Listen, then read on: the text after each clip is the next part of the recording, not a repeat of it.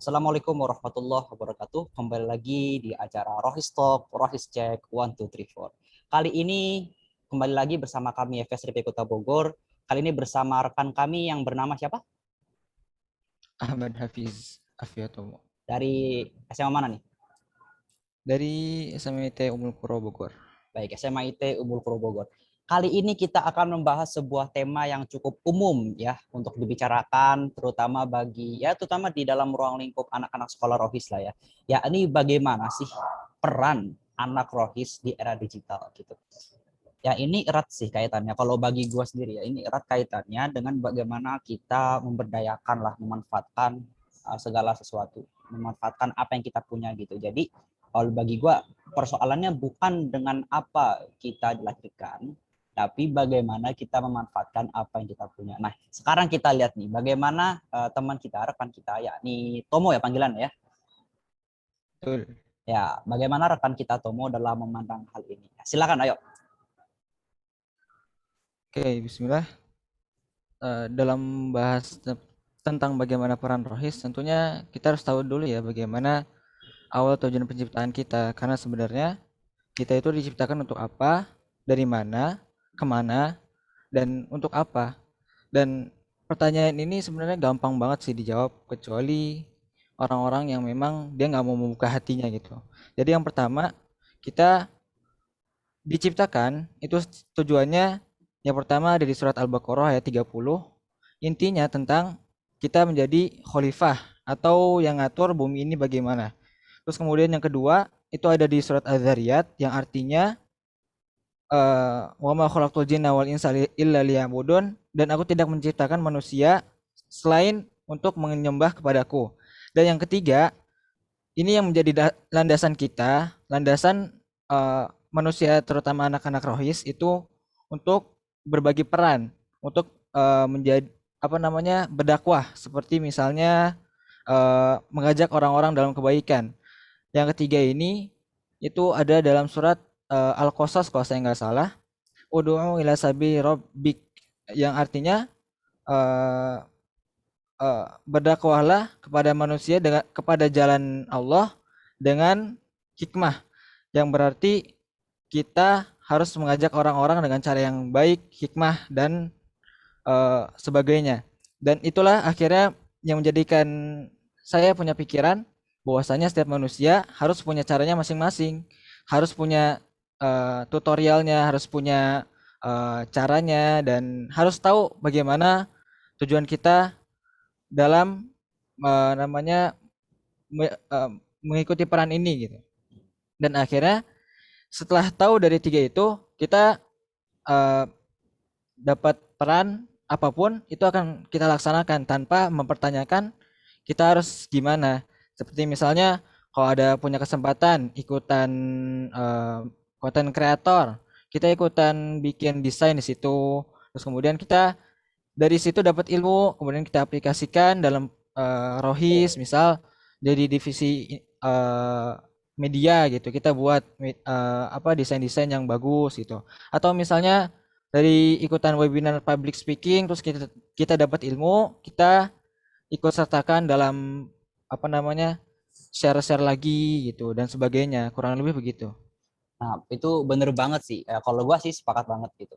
Kalau dari apa yang dipaparkan oleh rekan kita nih, gue nih bisa dapet nih beberapa intisari ya. Setidaknya yang pertama ini yang gue tangkap baik-baik ya, bahwasanya ini tidak terlepas dari secara filosofis kita diciptakan oleh Tuhan untuk menjadi khalifah di bumi. Itu merupakan satu konsep yang sangat mulia sih bagi gue. Itu ya mind blowing lah gitu. Terus yang Betul, kedua, ternyata tidak hanya anak rohis, ternyata masing-masing manusia ini memiliki peran ya Tom ya. betul sekali. Ya, seolah-olah apapun peran yang kita geluti, seolah-olah peran itu sudah memberikan buku panduan tersendiri bagaimana cara kita memberdayakan kelebihan kita untuk memanifestasikannya dalam berbagai bentuk kebermanfaatan bagi yang lain gitu. Nah, sekarang ada satu pertanyaan pemantik yang cukup menarik sebenarnya Tom. Nah, tadi kan lu udah nyampe ini bahwasanya anak rohis itu memiliki tujuan sesuai dengan tujuan Allah menciptakan manusia secara umum, yakni untuk menjadi khalifah, terutama Betul, lagi untuk beribadah kan tentunya. Nah, betul. gimana nih cara mengimplementasikan hal tersebut di dalam zaman yang canggih ini, era digital yang mungkin kita bisa mempelajari agama dalam hanya dengan berbekal jempol aja udah bisa gitu. Nggak usah kita kayak ulama-ulama Tuh. zaman dulu berjalan pakai unta hanya untuk mempelajari hadis, tapi kita pakai jempol aja udah bisa mendapatkan ratusan atau bahkan mungkin ribuan hadis gitu. Nah, pandangan lu gimana nih terhadap era digital ini? Terutama dari sudut pandang Te- anak rohis. Tentunya zaman itu nggak akan tetap pada satu titik ya, akan terus ada perubahan-perubahan seperti misalnya Betul. tadi yang dibilang zaman dulu kan unta, sekarang udah ada pesawat atau Nah, bahkan yang lebih canggih lagi mungkin ya, spaceship misal gitu. Dan itu akan terus berubah, mungkin nanti suatu saat akan jadi misal teleportasi dan kita nggak akan tahu kayak gimana ke depannya. Tapi balik lagi,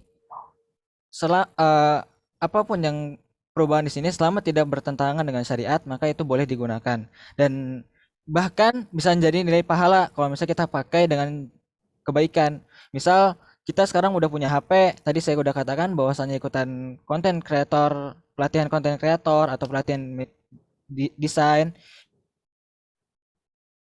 itu bisa jadi ladang pahala di situ. Atau misal apa contohnya? Misal kita punya kendaraan yang bagus atau misal kita punya alat yang canggih terus kemudian kita pinjamkan pada orang-orang yang memang berkompeten untuk menggunakannya dan mereka menggunakannya untuk jalan dakwah, untuk jalan kebaikan, maka itu menjadi pahala dan itu saya pikir jadi amal jariah yang luar biasa sekali. Kalau misalnya dari situ aja kemudian orang mendapatkan kebaikan, orang itu kemudian nge-share lagi kepada orang lain, di-share lagi, di-share lagi, di-share lagi, akhirnya jadi suatu hal yang mungkin nggak akan terputus sampai kita meninggal sampai bahkan hari kiamat nanti gitu.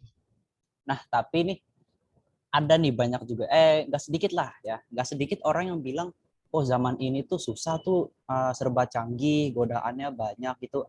Menurut tuh gimana sih di peran di era digital ini? Di era digital ini apakah semuanya terasa semakin memberatkan, maksudnya semakin menggoda gitu sehingga mungkin dibutuhkan suatu rintangan yang lebih ada rintangan yang lebih berat bagi kita lah untuk menjadi seorang muslim yang lebih tangguh gitu. Karena sekarang serba canggih gitu.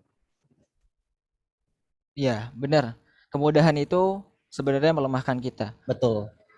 Bukan berarti menjadikan kemudahan itu ada suatu hal yang buruk ya, tapi itu memang faktanya begitu dan kita harus pintar-pintar mengatur bagaimana kemudahan itu ada pada diri kita.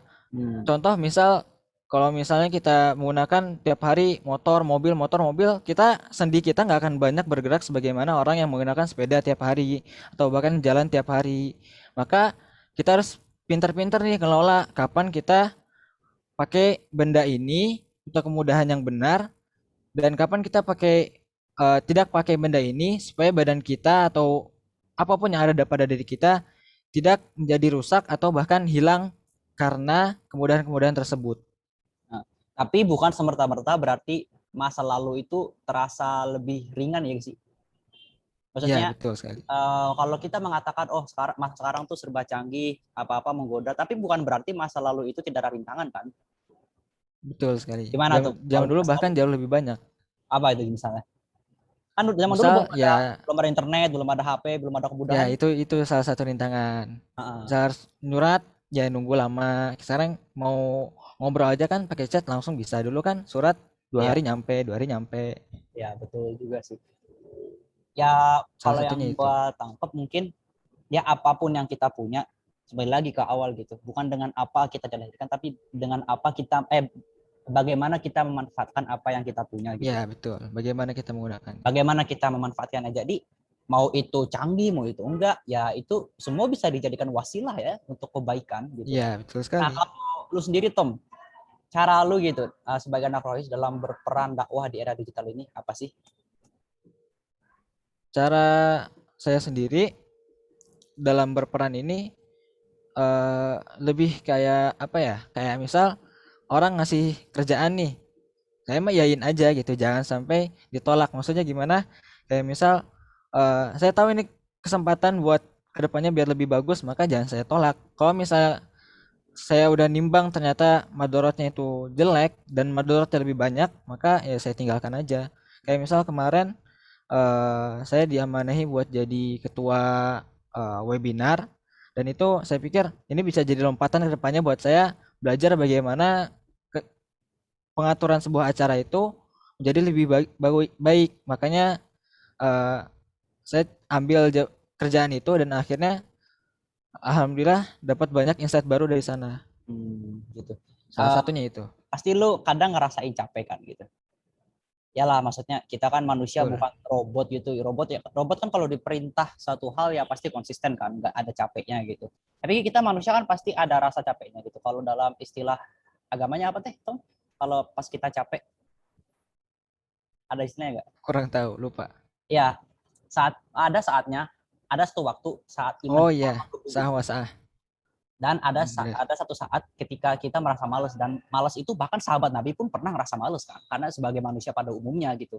Nah, resep lu pribadi nih dalam menghadapi rasa malas gitu kan, manusia wajar lah gitu, gimana? Eh, Satu hal yang pernah saya dapat dari seorang mungkin pendakwah lah ya. Kalau misalnya dia sedang males itu ya malas-malesin aja dulu. Maksudnya gimana ya? Kayak misal sekarang lagi malas banget nih. Ya udah, saya waktu itu saya malas-malesin dulu. Terus setelah waktunya udah habis, misal saya patok 30 menit malesnya. Nah, ya udah 30 menit itu saya malas. Akhirnya setelah 30 menit itu saya nggak boleh malas lagi. Udah maksimalin lagi. Malas-malasinnya udah dimaksimalin di waktunya tadi gitu. Jadi waktu malasnya itu udah hilang. Daripada kerja setengah hati ya gak, maksudnya Nah, iya lagi begitu. males terus kerja malah nggak niat, hasilnya malah tidak sesuai dengan apa yang kita harapkan gitu. Gue juga pernah dengar nih Betul. dari salah satu tokoh umum lah ya, dia bilang gini di acara seminar, nggak apa-apa rebahan asalkan kamu punya rencana apa yang akan kamu lakukan setelah rebahan itu tadi gitu. Ya gak, Nah, setuju gak? gitu. Nah, karena Betul. bagi gue ya wajar aja, sekali lagi manusia merasa bahwa dirinya itu gue lagi males, energi gue kurang, terdapat banyak distraksi, kata gue wajar ya guys, itu wajar.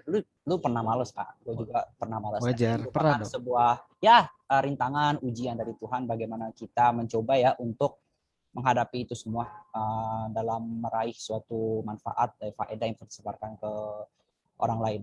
Oke Tom, terakhir nih sebelum kita tutup gelar wicara ini, berkaitan dengan tema ini, ada gak satu ungkapan pamungkas yang ingin lu utarakan kepada kita satu para pendengar? Apapun kesempatannya, selama itu memang apa namanya mengandung kebaikan dan itu mendekatkan kita pada Allah, jangan ditinggalkan. Itu sih. Bener sih, bagus-bagus. Asal selama kita ada kesempatan, jangan sia-siakan kesempatan itu. Kalau bisa berbuah Iya, pahala, kenapa enggak gitu? Kenapa memilih untuk berpangku tangan kalau bisa berjuang? Karena kita manusia hidup itu kemuliaan terletak pada bagaimana kita bekerja gitu, bukan bagaimana kita rebahan, nganggur, ya enggak? betul sekali. Kalau boleh tahu sebelum kita tutup nih, lagi sibuk apa sih itu sekarang? eh Sekarang sih lagi apa ya sebutannya? Ada sebuah program. Ini luar sekolah ya. Kayak misal aku bikin program sendiri, itu programnya apa namanya ikutan kajian,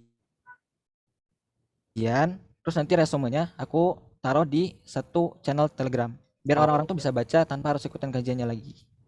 Masya Allah, bagus sih. Itu gue juga pengen sih ngelakuin hal-hal yang udah berapa lama kayak ngelakuin hal itu, berapa bulan? Sebulan kayaknya, Ya, gue sebulan berharap dua bisa bulan. sekonsisten itu. Kalau gue sendiri nih, paling sekarang sibuk nulis aja sih, nulis apapun yang gue suka, Wis, nulis alhamdulillah. cerita, nulis esai, latihan nulis esai gitu dan lain sebagainya gitu. Oke, uh, kita akan menutup gelar wicara ini. Sebelum kita tutup, alangkah baiknya kita bacakan doa penutup majelis. Subhanallah wa bihamdika, Subhanakallahumma wa bihamdika asyhadu an la ilaha illa anta astaghfiruka wa atubu ilaik. jazakumullah khairan katsiran. Terima kasih Ahmad Hafiz Afiatomo. Semoga semua Sama-sama, wa urusannya jazakallahu dilancarkan oleh khair. Allah Subhanahu wa taala. Assalamualaikum warahmatullahi Amin. wabarakatuh. Waalaikumsalam warahmatullahi wabarakatuh.